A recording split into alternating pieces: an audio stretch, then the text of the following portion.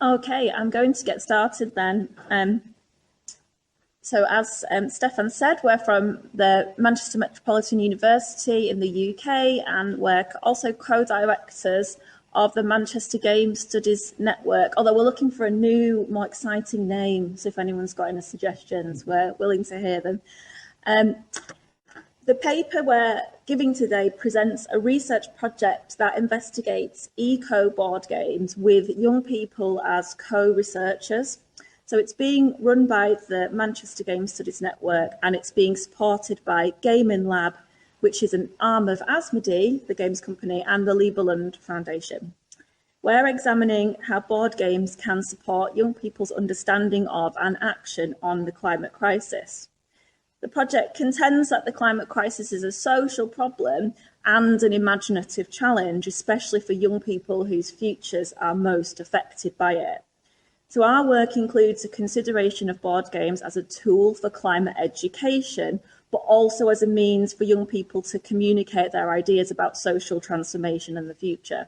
So young gamers are co-actors in the project, which is a kind of knowledge exchange between games, game designers, academics and young people. And we are posing the following research questions. How can board games support young people's understanding of the climate crisis, kind of education-led question? How can board games support young people in communicating their ideas about climate crisis, a kind of more imagining the future kind of question? But also, how can young people's ideas and expertise help improve board game design on these themes? So kind of a two-way flow of information. Board game designers are already engaged in their own interventions on the theme of climate change. So in the past 2 decades, we've had several climate crisis-themed games. They include Keep Cool, which is a 2004 game designed by climate scientists engaging players with global politics. And more recently, Tiny Footprint from 2019, Carbon City Zero, which was designed by Paul and Sam Illingworth, and Tipping Point, all of which engage players in thinking about sustainability at a more like community level. So Eisenach, Kwok, Fjellenstad and Klockner all have argued that such games can be used as tools for communicating issues of climate change and engaging players in discussions about responsibility. And we acknowledge that scholarship, but we think that it's quite limited in its tendency to conceptualise the role of games in this top-down educational process that seeks to address a perceived knowledge deficit. Understanding how games might intervene in the climate crisis involves more than assessing them as tools for science communication or teaching sustainability. And I would go as far as to agree with the philosopher Christopher Groves, who suggests that even the concept of sustainability remains within the limitations of modernist ways of thinking, in which the future is imagined solely in terms of the continuation of present projects, which are then projected into the future in a way that colonises future possibilities. So we're even kind of putting a question mark around the idea of sustainability. Young climate strikers call for system change, not climate change. They're acknowledging that the solution to the crisis will not come from within existing socioeconomic and environmental paradigms. We think that games offer a way to explore system change in ways that are often foreclosed in other forms of media. Chris Crawford connects the rules and formal systems of games with the creation of model worlds, noting that game worlds represent a subset of reality, that they are necessarily abstractions or simplifications. And exploring similar ideas, Rafe Costa focuses on the systemic thinking prompted by game playing. He suggests that games offer a kind of double vision in which players see both fiction and mechanics at the same time, and it's a key affordance of games as a research practice. It's the relative transparency of the fictional skin that overlays a game's mechanics that allows players to map connections between the two and think about what is at stake when we engage in certain systems. So in line with this thinking, we're suggesting that games allow us to create model worlds while making manifest the underpinning logic of those worlds. Game creation is then a form of systems thinking. Whilst much existing work on games as systems pertains to video games, we are actually saying that board games offer quite a particularly productive way to explore system change because their analog mechanics are very easily accessible, moddable and hackable in ways that video games are not. I mean, Stefan just talked about this, and you can hack video games, but you need a certain set of technical skills or tools, whereas you don't need any of that with board games. You just need some scissors maybe and a marker pen or something. So when we're talking about hacking, we're doing it with a positive understanding of the term. We use the word not in terms of mangling or mutilation, although those things might take place, particularly if you get the scissors out, but in terms of creation and of rethinking the parameters of production. Of the synonyms offered in the thesaurus, mayhem is the closest to the energy we're trying to harness.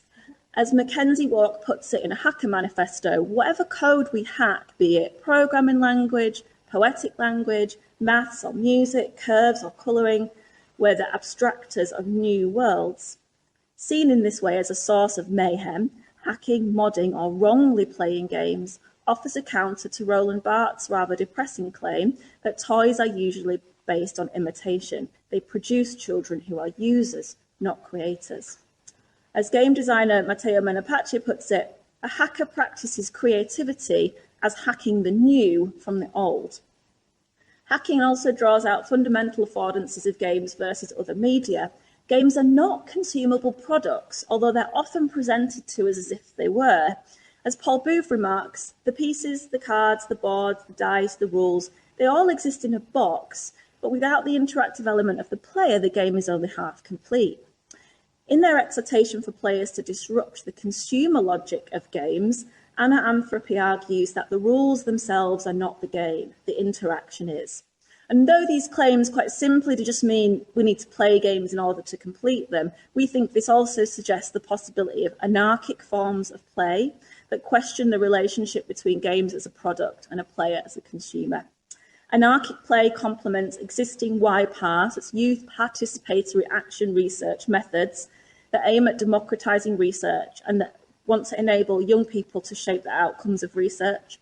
YPAR provides young people with opportunities to study social problems affecting their lives and then determine actions to rectify the problems. So we propose board games because of the kind of collaborative hands-on play are a really good fit for YPAR methods, because games are a site of critical inquiry and engage players in questioning the rules and the structures and norms that frame play. And it's precisely these sort of rules and structures and norms at the level of society that YPAR methods want to transform and empower young people as we do so.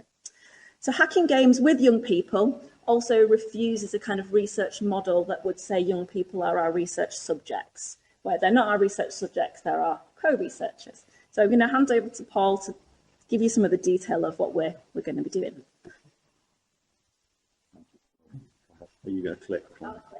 Oh, that's very generous. Thank you, Chloe. So this is a project in the making. This is a chapter in the writing. I'm going to now, with the time we've got left, offer a kind of example of what we imagine we're going to do, and then what we imagine what might happen when we do that. So this is very much speculative, and we're sort of predicting things that hopefully won't happen. Hopefully different things will happen. So I'm going to just talk through the process and give an example using the game Orchard, which those of you here can see on the table, you can see on the screen. It's a popular game that maybe some of you will have played. Came out in 1986, published by Haber. It's Obstgarten, German game. And we're going to use that as our example. It may or may not be a game we take out to our participants. So Orchard is a collaborative game. It's aimed at players between 3 and 6 years old. And as the name suggests, it's about picking fruit in an orchard. A little bit of story, has very little story beyond the images. The 4 fruit trees are full of fruit. The apples, pears, cherries and plums are ripe and have to be picked quickly because the crafty raven is eager to pinch some tidbits. So there's a raven coming. He wants to take the fruit. You win the game by collecting all the fruit, and you lose the game if the raven has any fruit. That's the win condition. So this is how it was. So a very quick summary of how you play the game, and it's very, very straightforward. In keeping with its audience, this is a very simple game. Each turn, the player will roll a die on which there are 4 coloured circles, red, yellow, blue and green. These correspond to the fruit that you can see on the game board. If you roll the colour, you pick that fruit. Another side has a basket. It's an important object to touch and feel. A lovely little wicker basket that you can break very easily, as we found when we showed to our PhD students.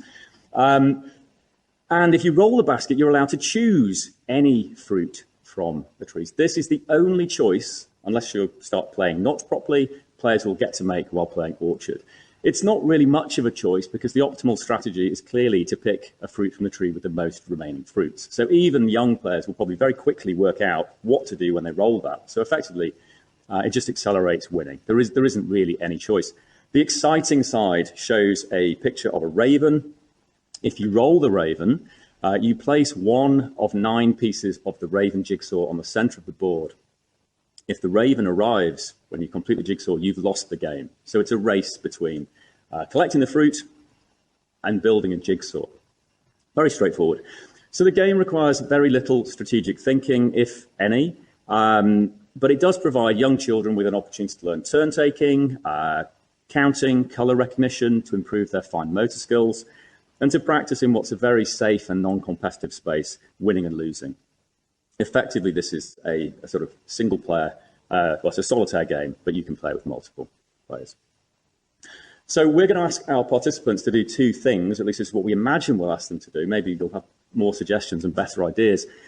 The first thing we want our participants to do is to read the game. So they need to learn how to play it. And then we're going to talk to them about how to play critically, and we're going to provide them with some kind of structure by which they might analyse games. We're imagining our participants will be familiar with reading literary texts. So games, they will draw on, I suppose, their experience of that, but this is, of course, slightly different in reading games.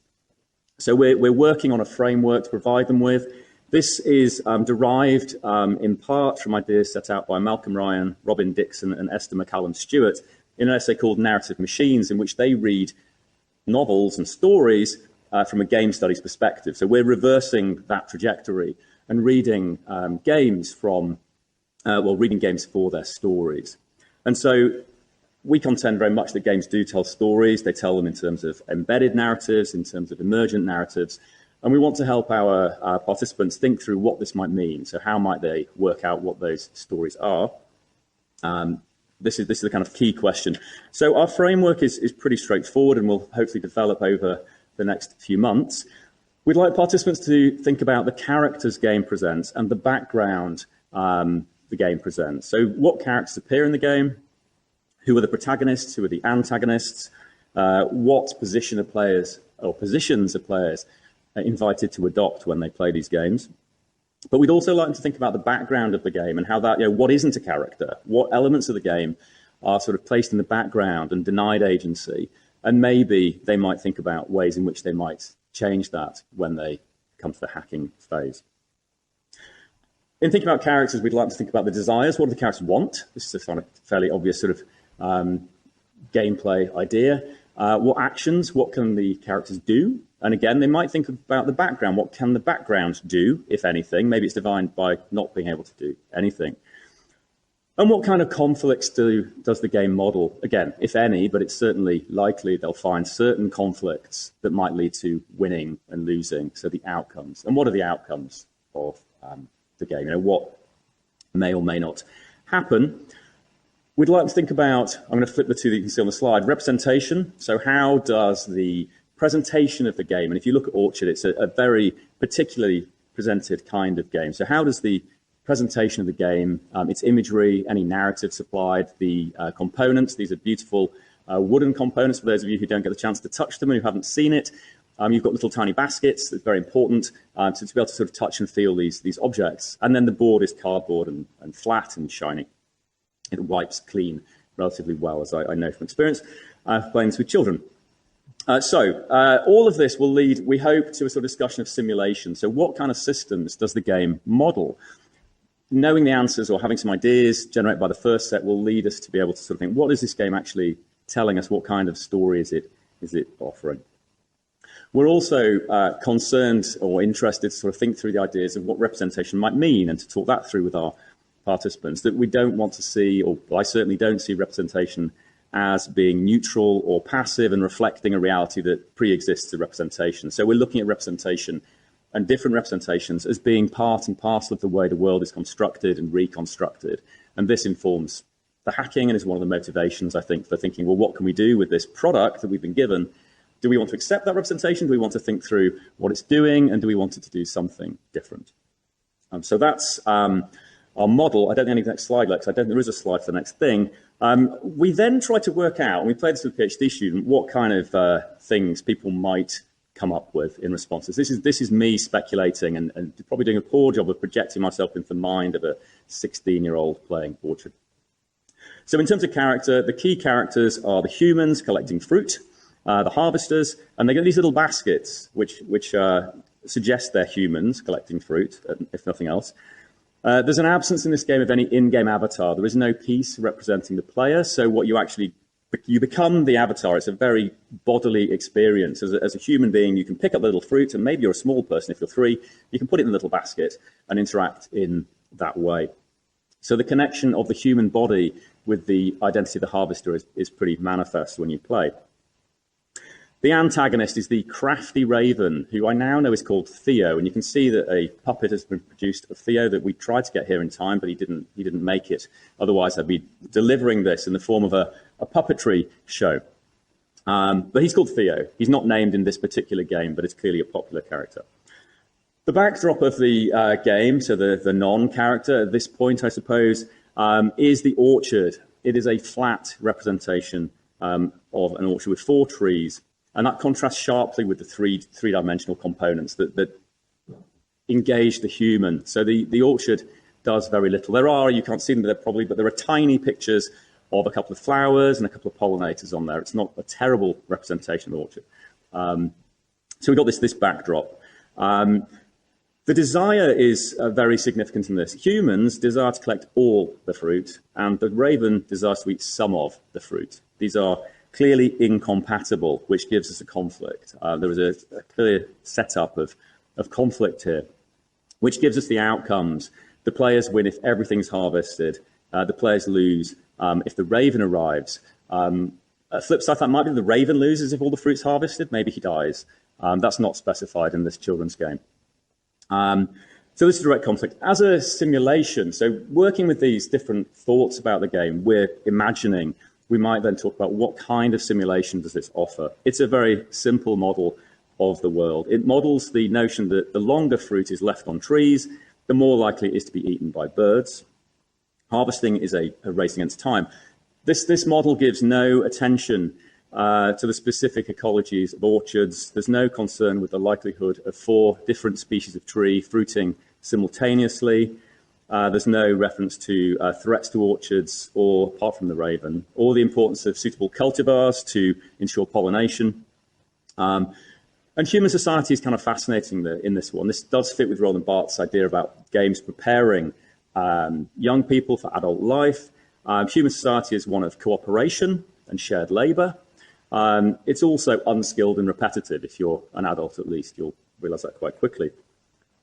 What's significant, I think, about this particular game is that embedded in the game's rules is a conflict between the human who seeks to maximise the harvest and the non-human world, which threatens that aim. And this threat to fruit production or human desire is figured as, it looks very cute here, but the raven is a carrion bird associated with death and destruction. And here we have the victory of human over non-human, tied very closely to chance, but inevitable in some ways. So once our participants have sort of thought through the game that they've got, then the question is, what are they going to do with it, if anything? And hacking, I think, is very much a process of reading. I can't help but imagine this as a different form of the essay I'd like my students to write. Could they respond to a text by making a new text, making a game? It's a creative process. So Matteo Menapace, who we're working with, is a game designer working on environmental games. At hacking workshops, he suggests these different things you might do. You might add or remove elements. You might rename some elements. You might change the number of players. These are all very quick and easy and cheap things to do. You might hack the rules. Now, that could be much more complex or could be very simple. You might use your body. If I'd had the puppet, maybe we could think about how that might work. You might use noises. You might use smells. You might change the victory conditions. You might make a collaborative game competitive. You might make a competitive game collaborative. So there are lots of different ways in which people might respond to these games. I'll give you two very quick examples of hacks that we thought might happen. First one emerged from a PhD student playing the game. Near instant hack, change sides. Decide that you like the Raven. The Raven's been named. He's been made into a glove puppet. Clearly players of Orchard over the years have decided actually they quite like the Raven and they don't want him to be out in the cold. So for that hack, it requires a change of perspective. I won't talk now because time's running short about puppetry, but I think it's a fascinating chance to explore human, non-human interactions in that way, but we'll save that for the book chapter maybe. A slightly more in-depth hack, but really a very simple one, would be to try to remove the conflict between the human harvester and the non-human raven, emphasizing instead fruit growers' reliance on the non-human, specifically pollinators, and the threat to pollinators from humans themselves. So to do that, what we imagined you might do is get your jigsaw, which has currently got a raven on it, replace the raven with pictures of houses, and replace the other side, which is currently blank, with pictures of pollinators. And then the game is essentially the same, except instead of a raven on the die, you have a house. Every time you roll the house, you turn over one of the pollinators to reveal the town as it emerges. And you lose when you've built a town. And you win if you collect all the fruit.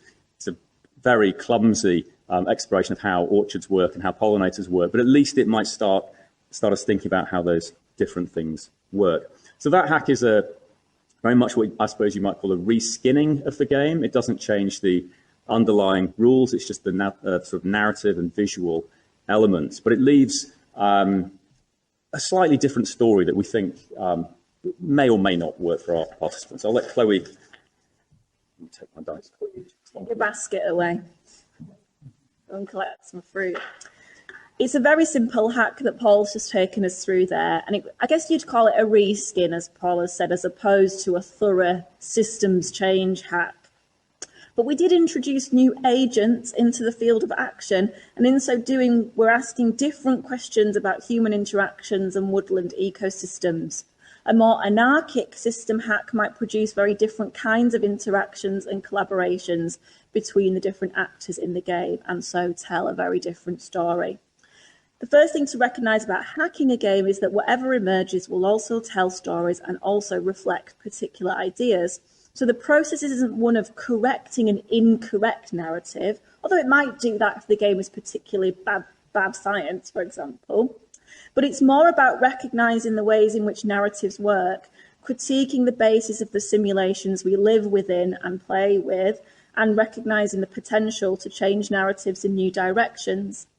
The stories encoded in the new game invite critique and revision, and with this, perhaps through play testing, we can begin the hacking cycle again. So it's a kind of iterative process. That's it, and we're done. And we'll leave the game out, and we'll also provide our hacking pieces, the pieces that we've made, and we'll let you play with it during lunch, and you can see if you can come up with any of your own hacks and tell us about them, because we'd love to hear about them.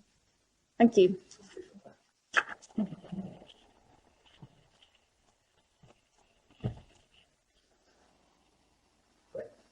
Thanks for a really nice time as well. So we have a bit more than 10 minutes for questions before we move on.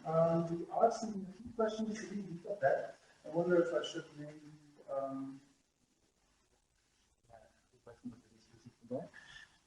so yeah, maybe we can quickly go to the Etherpad here. Are there any, maybe to start with, are there any questions from the room that we could already, yeah, please.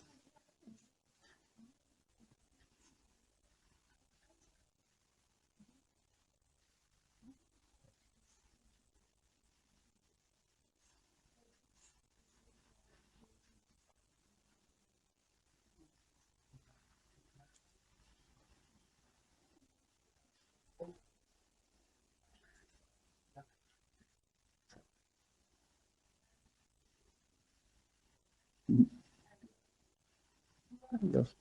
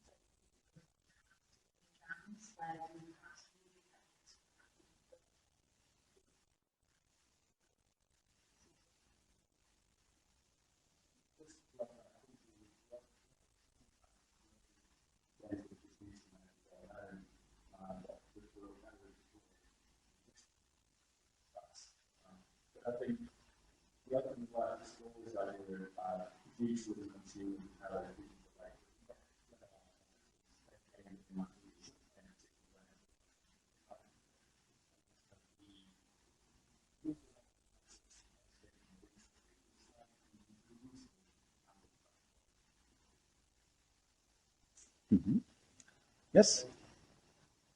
Let's go to our next question. Sorry? Okay, I see. So these microphones don't work, apparently. Sorry, we'll come back up here. We were hiding from the camera. See a few Oh, brilliant. Question at the back. Okay, so my question was just a very simple one. Your co-designers, how old are they and how many of them are there and how are they recruited? So it's a really small project. It's going to be working with around 20 young people in Manchester. They'll be aged between 16 and 19, so they are school-age teenagers rather than university students, and we're recruiting them through libraries. Is that, yeah? I think that's it, yeah. That's so their schools our university works with, quite regularly, so we've got a kind of group of people that we like, we know, well, we're hoping, we're going to find out very soon. Really crucially, we're not recruiting young people who necessarily identify as activists. So I work with a sociologist who's working very much with climate strikers, and the label activist is quite limiting and constraining, and also many young people don't want to identify it as that because it's very risky for them. So we're extending a really open invitation for young people who may not see themselves as activists on the climate, or may not have opportunities to be activists because they can't strike from school, for example, but want to do this work in some way. So we're trying to be inclusive. So you mentioned you have like a relationship with the schools by way of the university. So would you connect with the students by way of their teachers or flyers in the schools? Or we've got quite a large sort of team at Manchester Met who work with schools, particularly those where we're trying to sort of achieve widening participation goals. So though our colleagues know, and Chloe knows a lot of teachers, a lot of library managers already. And so we'll be contacting all of those schools and just asking if they are interested in joining the project. Yeah, there is essentially a layer of gatekeeping, of adult gatekeepers before the participants, and it's kind of that is a problem with the research design, but because it's such a small project, it's a pilot really, I think, yeah. Thank you. It also raises interesting questions about the institutional. Yeah, just. When the light is red, then people on the street. Okay. I was just going to say, I mean, also raised interesting questions about the institutional frameworks in which these critical practices can actually, have societal impact really, or are replicable as well, maybe, so that you could also teach teachers, for example, to kind of play with this methodology in class, for example. Yeah. I like that idea. One thing that my other work on the climate strikes is that we're saying that young people are already hacking the system in their climate action by doing a form of education that is a climate strike out very much outside the school, like deliberately so, because they can't, the kind of action that they're allowed to take in school constrains them. They're, told sit down, shut up, listen to the rules, do the lessons. If you work hard, there'll be a future for you. And as a young climate activist, Jamie Margolin says, there is no future for me unless I get out on the streets. So I shouldn't be in school. So there's a kind of tension in our project in a way, in that we're still very much couched within the school institution. And I suppose one long-term goal might be to hack that space as well as the game. I don't know. That would be appealing. So we've got a few questions on the screen. The first question is, how do you balance focusing on identifying problems and exploring solutions in game co-creation? That's something we'll find out, I suppose. I mean, in my mind, the two things are very similar. I separated reading and then making or hacking into two distinct activities today, because it seemed like a fairly clear way to explain what we'll do, but maybe that rather artificially separates the two. I see the hacking as a mode of reading, and I think as if in my head, if the framework doesn't provide or doesn't elicit energy and excitement amongst the participants, the hacking might. So actually, I think some of the responses to the first questions might come as they start playing with the games. About why part is you co-create the framework, and we've sort of created a framework for the purpose of this paper, but the research is about modding and hacking that framework through working with young people, because we don't want to impose a framework on them. Although to some extent you need somewhere to start. So I guess that's what we're doing. We're providing a starting point. Yeah, I think that the framework is very much a work in progress, and really one that should start once we meet our participants. So the timing is slightly out. We're slightly out of line with the timing of the project. Questions for you? There's loads of really good ones, but I like the last one, just for time purposes, because we're running out of time. Someone has written, do you anticipate any dark play, i.e. players to hack games and make them more unfair, unbalanced or eco-destructive? And would you welcome that kind of mayhem? I tried this with my 10-year-old and he made it like more horrible. Like immediately he was like, right, well, let's do a thing where you're working against each other and you have to get the most of this kind of fruit, and then like you have to try and stop the other people getting the fruit. And I was like, wow, you've made it more neoliberal. Thank you, 10-year-old. I do anticipate that will happen, and I think that's productive. There's a lot of games, actually RPGs rather than board games, that are exploring eco-destructive behaviours as a mode of ecological awareness. So it's a great RPG called Oligarchy, where you're playing destructive capitalists while a climate crisis is going on, and you're essentially trying to shovel as much money into your pockets while the world burns. And it's a horrible game to play, but really productive in thinking about human attitudes towards the environment. So I think actually dark play is super productive, although not necessarily comfortable. But I'm hoping we get that. I mean, I think a game that puts you in a position of doing terrible, terrible things and knowing you're doing terrible, terrible things and experiencing that and making those awkward and difficult decisions, I think that would be really exciting. And young people are already are doing this in their climate strikes. And my friend Ben, who works with young climate strikers, he's got an interview with a young person who's cosplaying as death at a climate strike in Manchester, in full scythe, robe,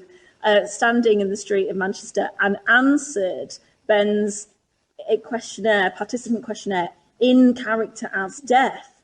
And he was like, what would you like to say to all the policymakers out there? And he goes, carry on as you are, and I'll see you all very soon. So I think they're already playing with that dark kind of imaginary in a lot of their action on climate trends. Okay, time for one more. Well, so there's a question about do we already have playtesting experience with the target audience, and what do they focus on? Certainly when we made Carbon City Zero, we playtested that with all kinds of different audiences in schools, with adults, with children, with all kinds of different people. My experience of what they focused on was always what I didn't think they would focus on. So our feedback forms for that game ended up being completely blank, really. It would say, like, tell me 3 things, rather than what did you think of the thing I want you to tell me about. And that was a really big change in the way we did playtesting. We started off with things like, did it tell you this, or did this particular thing balance with this other thing? And that was interesting up to a point. But it was the surprise of what people kind of picked up on, what they found interesting, what they didn't like, that was the most useful stuff. So some playtesting experience, and I'm expecting it to be not what I'm expecting, and hoping for that. A bit like the dark play, you know, I'm thinking, will they make a lovely game in which pollinators are important? But actually, they'll probably make a horrifically competitive game in which, you know, the different humans all fight each other over for fruit. I really like some questions that are appearing now that we don't have time, but hacking the very idea of characters and stories, I like that. And we need, a lot of these questions are really generative for us, so thank you for posing them, and we'll definitely think about them. Yeah, I'm hoping that this is going to be accessible after, I think. So if anyone's out there and is feeling generous enough to keep asking us questions once we've left, please do, because they're going to be super useful. Thank you. Okay, cool. Thank you.